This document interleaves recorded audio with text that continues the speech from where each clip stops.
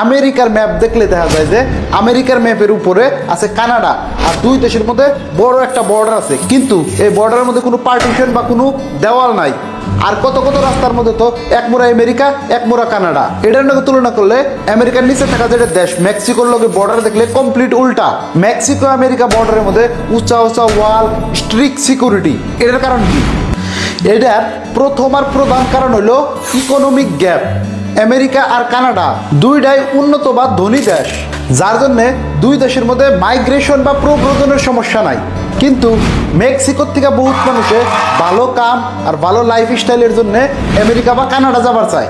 তারপরে এটার দ্বিতীয় কারণ হলো সিকিউরিটি, আর দ্বিতীয় কারণ হলো মেক্সিকো বর্ডার দিয়ে ড্রাগস সরবরাহ আর অবৈধ প্রব্রজনকারী আমেরিকায় যাওয়ার চেষ্টা করে। এনারে বাধা দেওয়ার জন্য অনেক খুব স্ট্রং সিকিউরিটির দরকার হয়ে যায়। তৃতীয় কারণ দেখলে আমেরিকা কানাডা বর্ডারের বেশিরভাগ জায়গা জঙ্গল আর বরফ দেয়া ঢাকা, যেন দেয়া আমেরিকায় প্রবেশ করা খুব কঠিন। কিন্তু এই সাইডে মেক্সিকোর থেকে যাবার গেলে খোলা মরুভূমি, আর আমেরিকার শহরগুনা মেক্সিকোর বর্ডারের লগে একদম অ্যাটাচ। এনে থেকে বোঝা যায় যে এটা আসলে বর্ডারের ভাগ না, এনে দুইটা আলাদা আলাদা পরিস্থিতির শিকার।